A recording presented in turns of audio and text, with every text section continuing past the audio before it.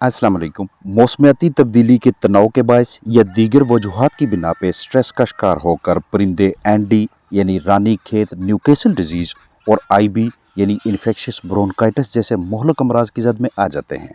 और इस तरह के अमराज का महसूस इलाज मुआवजा तकरीबन नामुमकिन है।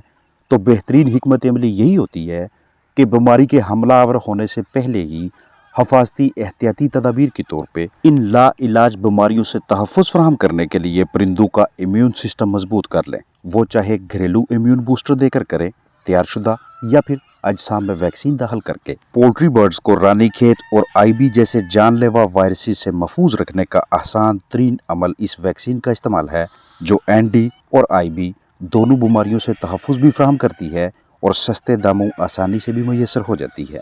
इसे हम स्प्रे बोतल के ज़रिए भी इस्तेमाल में ला सकते हैं, नाक या आँख में कतरा डालकर भी, या फिर पानी में शामिल करके पिलाने से भी परिंदों में एनडी और आईबी के खिलाफ मदाफ़त यानी इम्यूनिटी पैदा करवाई जा सकती है। फैली हुई मोहलक बीमारियों से परिंदों को बचाना हमारे फ़राइज़ में शामिल है। घरेलू या कमर्शियल चिकन्स रानीखेत या आईबी यानी इन्फेक्शियस ब्रोंकाइटिस की जद में तब ही आएंगे जब उनके अजसाम में पहले से ही इकोलाई या दीगर मोज़र जरसूमें होंगे, या फिर वो परिंदे जिन्हें हमने वैक्सीन ना करवाई हो, या ऐसा माहौल जिसमें गर्मी ज़्यादा हो, नमी इंतहाई कम या हद से ज़्यादा बढ़ जाए, या सर्दी बढ़ जाए, या फिर बायोसिक्योरिटी कमज़ोर हो। आप जैसे ही आईबी वगैरह जैसे मर्ज़ में मुब्तला बर्ड को देखें तो सबसे पहले अपनी जरासीम कुशी करके उसे दीगर नॉर्मल परिंदों से अलग करें और ऐसे माहौल में रखें जहां नॉर्मल माहौल की निस्बत 1 से 2 डिग्री सेल्सियस ज़्यादा दर्जा हरारत फराहम किया जा सके। यानी पहले जहां बर्ड मौजूद था उधर अगर टेम्परेचर 27 से 28 डिग्री सेल्सियस था, तो अब इस मुतासरा बर्ड को 29 से 30 डिग्री सेल्सियस दर्जा हरारत मुहैया किया जाए। पहला पानी बनाएं जिसमें बुखार से निजात वाला सिरप और मेंटोफिन या ब्रोमैक्सिन शामिल करें। दूसरे पानी में लाइजोविट या इम्यूनिटी में इजाफा करवाने के लिए कोई भी मरकब इस्तेमाल करें। तीसरे पानी में अमोक्सिसिलिन या डॉक्सीसाइक्लिन ऊपर लिखी हुई मिकदार के मुताबिक पानी में मिक्स करें।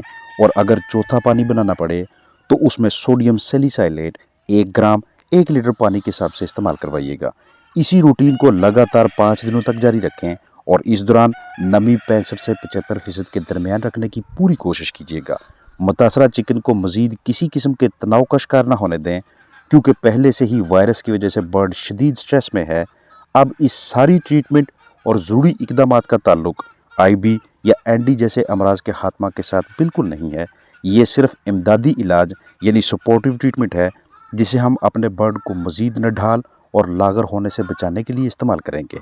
वायरस चंद दिनों से लेकर हफ्तों तक और चंद हफ्तों से लेकर महीनों तक बर्ड में रह सकता है। इसीलिए बीमारी की शिद्दत का दारोमदार इन अवामल पे भी होता है कि जिस बर्ड पे वायरस ने हमला किया है उसके जिस्म का कौन सा हिस्सा या कौन सा निज़ाम इस वायरस से मुतासर हुआ है, वायरस की किस्म कौन सी थी, स्ट्रेन कौन सी थी, जिस बर्ड पे उस वायरस का हमला हुआ है उसका इम्यून स्टेटस, मदाफ़ती निज़ाम कितना मजबूत था, आप ऐसे बर्ड को कौन सी ग़िज़ा और कितनी खुराक दे रहे थे, और आया के परिंदे पहले से ही किसी तनाव का शिकार थे या कि नहीं। अगर हम सिर्फ आईबी की बात करें तो ये निज़ाम तनफ़्फ़ुस, निज़ाम इंहिज़ाम और निज़ाम अहराज के मुख्तलिफ हिस्सों को मुतासर करेगी। अगर सांस के निज़ाम में हल्का फुल्का इन्फेक्शन आता है, सिर्फ अंदर की जनब थोड़ा सा रेशा बनता है, आगे की जनब छोटा सा प्लग बन जाता है, और हमारी जनब से हल्की फुल्की ट्रीटमेंट थोड़ी सी जिम्मेदारी की वजह से हम इसे चंद ही दिनों में ख़त्म कर देते हैं, बर्ड नॉर्मल हो जाता है, तो ऐन मुमकिन है कि वायरस से जल्द ही छुटकारा मिल जाए। लेकिन अगर वायरस की स्ट्रेन, वायरस की टाइप वो वाली है कि जिसकी वजह से निज़ाम इंहिज़ाम, निज़ाम तनफ़्फ़ुस और निज़ाम अहराज के गुर्दे बुरी तरह से मुतासर होने लगते हैं, तो मुमकिन है कि वायरस काफ़ी अरसे तक उस बर्ड में मौजूद रहे। एनडी वायरस न्यूकेसल डिजीज़ की बात करें तो इसकी आगे मज़ीद 3 बड़ी बुनियादी इकसाम होती हैं। एक सबसे कम नुकसान करने वाली, एक दरमियानी और एक किस्म सबसे ज़्यादा नुकसान करने वाली।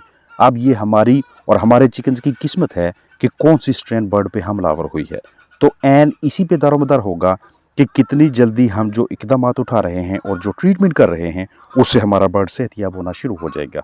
अगर चिकन की इम्यूनिटी बहुत अच्छी थी, मदाफ़ती निज़ाम ज़बरदस्त किस्म का था, चाहे ग़िज़ा के ज़रिए इम्यून सिस्टम मजबूत रखा गया या अच्छे माहौल के ज़रिए, तो वायरस से जल्द ही निजात मिल जाएगी। अगर आपके परिंदे अपने जिस्मानी वज़न और उम्र के हिसाब से ग़िज़ा पूरी मिकदार में खा रहे हैं तो ऐसी सूरत हाल में परिंदे किसी भी वजह से मुतासर हो जाते हैं तो उन्हें रिकवर करना, ठीक करना निस्बतन आसान रहता है बनिस्बत उन बर्ड्स के जो पहले से ही ग़िज़ा बहुत कम खा रहे थे, किसी न किसी स्ट्रेस का शिकार थे। उनके अजसाम में इकोलाई, माइकोप्लाज्मा और दूसरे बैक्टीरिया की वजह से पहले से ही अंदर मौजूद मुख्तलिफ अज़ा, मुख्तलिफ टिश्यूज़, मुख्तलिफ निज़ाम मुतासर होना शुरू हो गए थे। और फिर उसके बाद रानीखेत या आईबी जैसे वायरसेस ने हमला किया, अटैक किया। अगर आप दीगर जरासीमों को कंट्रोल में रख लें, सफाई सुथराई बेहतरीन किस्म की हो, वैक्सीन पे कोई समझौता ना करें, बायोसिक्योरिटी जिसका पोल्ट्री के साथ गहरा ताल्लुक होता है उस पे अच्छी तरह से अमल पैरा रहें, तो यकीनी तौर पे इस तरह के मुहलक अमराज से कि जिनकी कोई रेगुलर बाकायदा किस्म की ट्रीटमेंट हमारे पास दस्तयाब नहीं है, महफूज रख सकते हैं। आगाज़ में जो आपके साथ दर्जा हरारत बढ़ाने वाली बात की थी वो इसलिए क्योंकि जैसे ही कोई वायरस आपके बर्ड पे हमला करता है तो उसके बाद मुतासरा बर्ड को निस्बतन ऐसा माहौल दरकार होता है कि जिसमें थोड़ा सा टेम्परेचर ज़्यादा हो, लेकिन इतना भी ज़्यादा ना हो कि बर्ड पैंटिंग करने लग जाएं, मुंह खोल कर सांस लेने लगें। एक तो वो पहले से ही मुश्किल से सांस ले रहा है और दूसरा अब गर्मी की शिद्दत की वजह से उसके अंदरूनी अज़ा भी गर्म होने लगे। तो इस तरह की कंडीशन में हम बर्ड को खिला पिला नहीं सकेंगे। हम जल्द ही चिकन को नॉर्मल माहौल में लाके उसको किसी न किसी तरह से ग़िज़ा की जानब लाएंगे ताकि उसकी क़ुव्वत मुदाफ़त को किसी तरह से बहाल किया जा सके।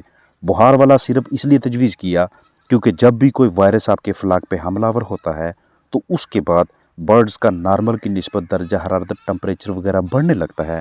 लिहाजा कोई भी अच्छा बुखार वाला सिरप हो, वो एरिनेक हो या कोई और, उसे आप अपने चिकन्स को लाजमी दीजिएगा।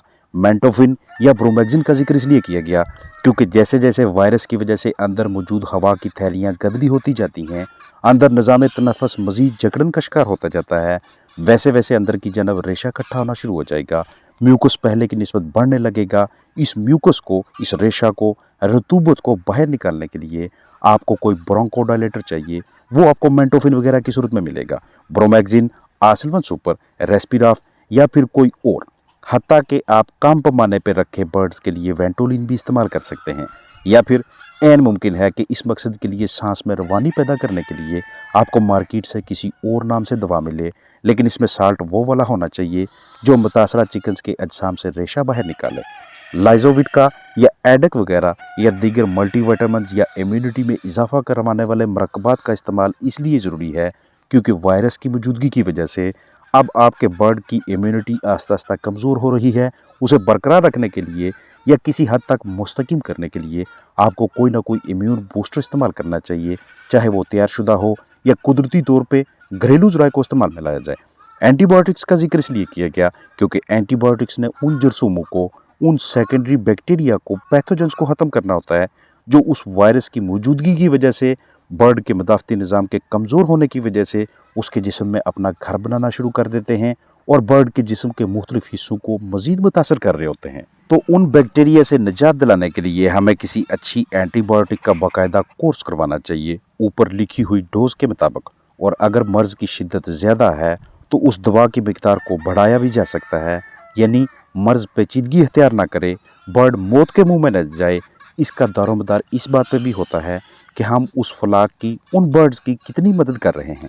अलामात के हवाले से जिक्र करूँ तो अगर आपकी वो वाली मुर्गियाँ अंडे दे रही हैं जिन पे वायरस ने हमला किया है, उनके अंडों की अशकाल बिगड़ने लगेंगी, अंडों पे झुर्रियाँ, पलकों पे सोजश, मुश्किल से सांस लेते, मुंह के मुख्तलिफ हिस्सों की सोजश, हरारत यानी गर्माइश वगैरह के ज़रिए के पास इकट्ठे होते हुए, हडलिंग करते हुए, एक दूसरे के साथ जुड़कर बैठने की कोशिश करते हुए, ज़्यादा से ज़्यादा पानी पीते हुए, डायरिया में मुब्तला, उखड़े नीचे की जानब गिरे हुए परों की तादाद में इजाफा होता जाएगा और अंडों की तादाद में दिन ब दिन कमी होती जाएगी।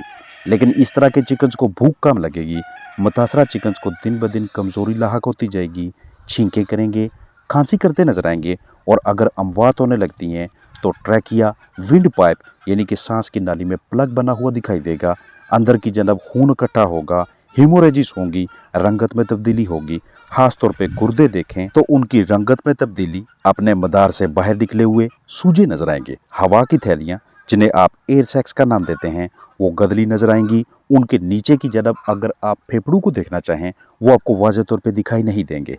इकोलाई की वजह से अंदर मौजूद मुख्तलिफ अज़ा पे सफ़ेद झिल्ली नजर आएगी और आहिस्ता आहिस्ता مختلف اعضاء ڈیمیج ہوتے جائیں گے، کام کرنا چھوڑ دیں گے۔ تو یہ تمام علامات، احتیاطی تدابیر اور جتنی بھی آپ کے ساتھ پریکٹسز شیئر کی ہیں، یہ آپ کے فلاح کو، آپ کے قیمتی چکنز کو ان مہلک وائرسز سے، ان جان لیوا بیماریوں سے بچاتے ہیں جو آپ کے لیے باعث نقصان بنتی ہیں۔